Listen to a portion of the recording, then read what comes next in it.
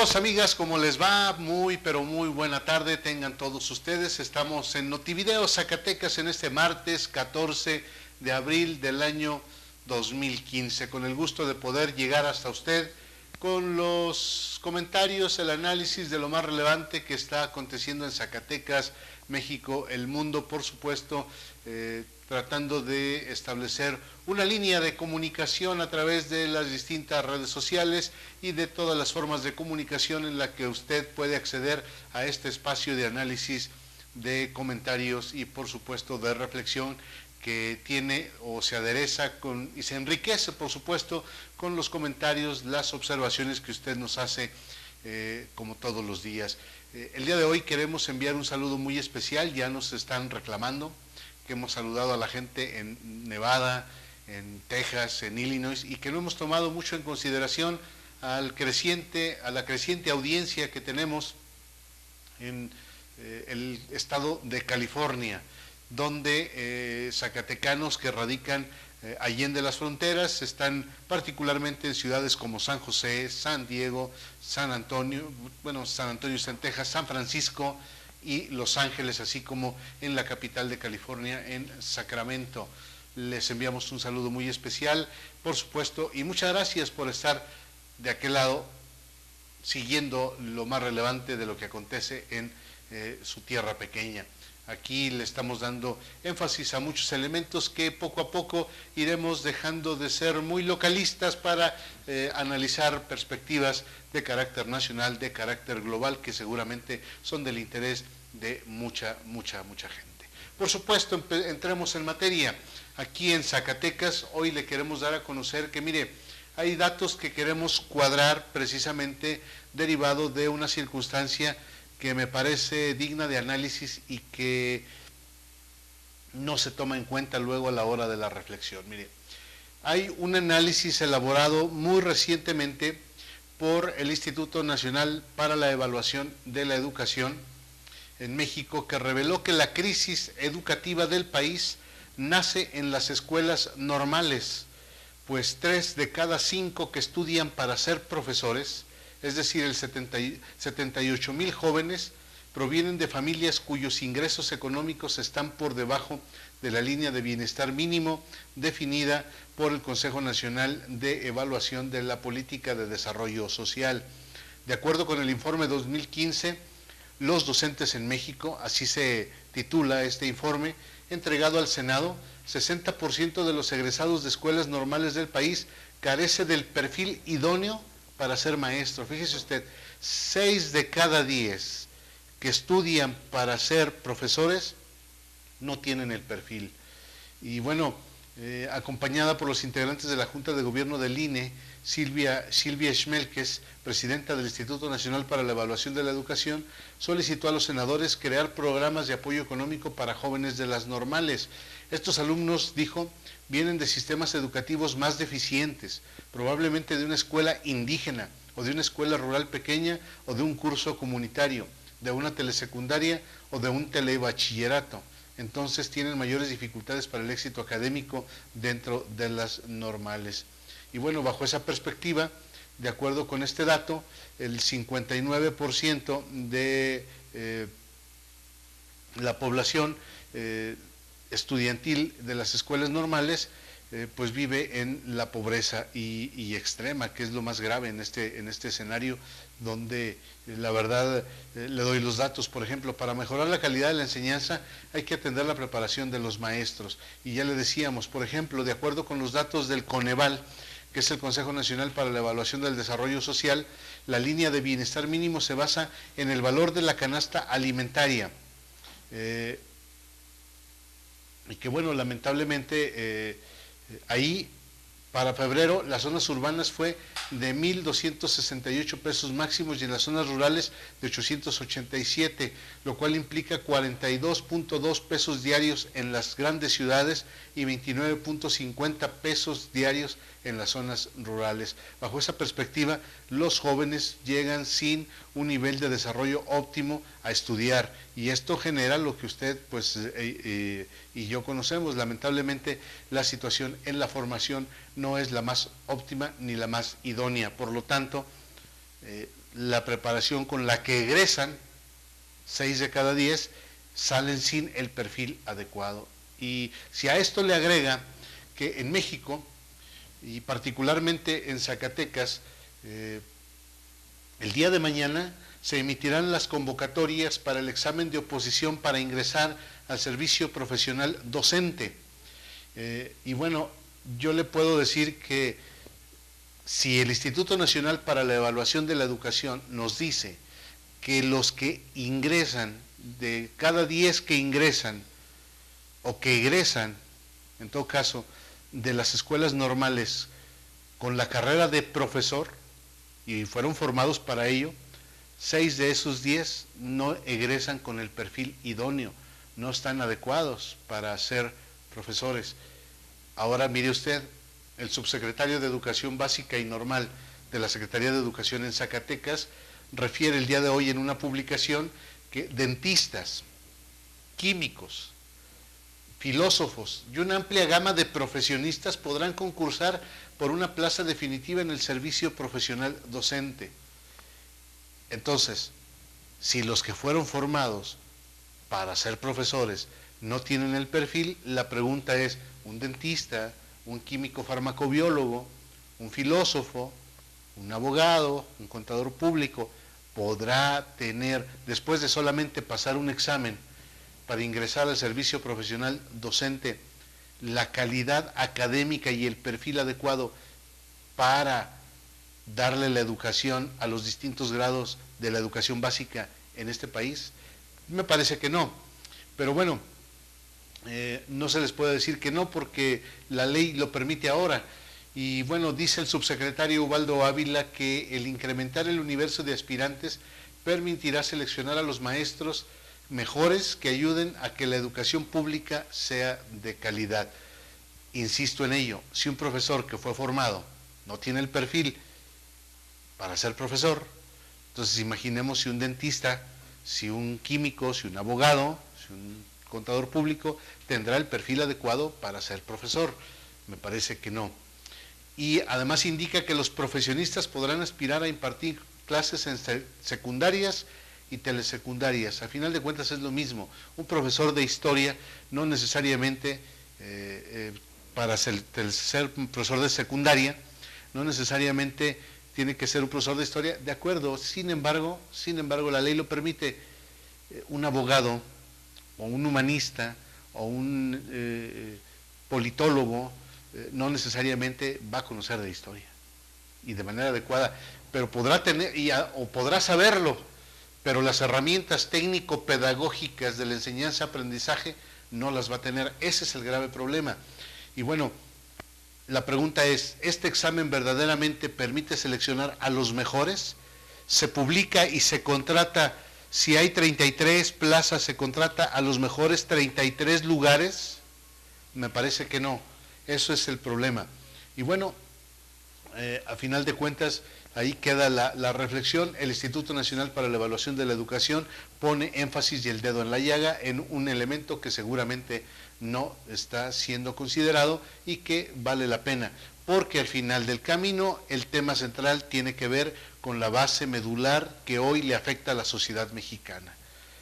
La delincuencia y el desempleo tienen que ver con la parte medular de la formación. Y una mala formación educativa, académica en los niños y en los jóvenes se traduce en que de manera paulatina cada vez más niños y jóvenes abandonen las aulas. ¿Y a dónde van a dar? No necesariamente a la delincuencia, pero hay un creciente incremento en ello. Y le voy a dar los datos. Por ejemplo, queremos profundizar en datos puntuales. Mire, Zacatecas, de acuerdo con cifras oficiales dadas a conocer por la Asociación Civil Consejo Ciudadano para la Seguridad y la Justicia Penal, que hoy publica el periódico La Jornada en Zacatecas, colocó a esta entidad federativa, Zacatecas, entre los 10 estados del país con mayor índice de secuestros durante el 2014. La tasa hecha pública por esa organización la semana anterior indica que en territorio zacatecano se cometen 1.11 delitos de este tipo por cada 100,000 habitantes, siendo así la novena entidad con mayor índice.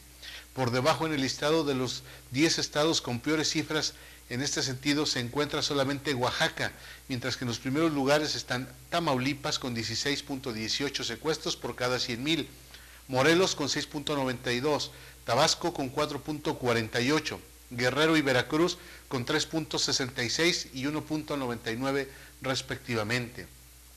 En sexta posición se ubica el estado de Michoacán, seguido de Baja California y el estado de México, quedando ya después Zacatecas y Oaxaca.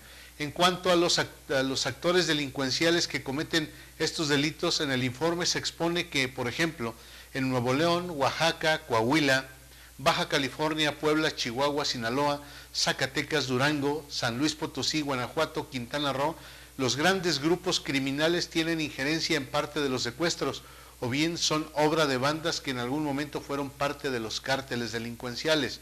Con relación a los datos nominales, durante el 2013, en territorio de Zacatecas se registró la denuncia de un total de 19 secuestros. En 2014 fueron 16 y entre enero y febrero del 2015, es decir, solamente los 2 primeros meses del año que corre, se han registrado 4 delitos de este tipo y que han sido denunciados, sin dar a conocer, por supuesto, cifras negras de lo que no se denuncia, según las cifras del Sistema Nacional de Seguridad Pública.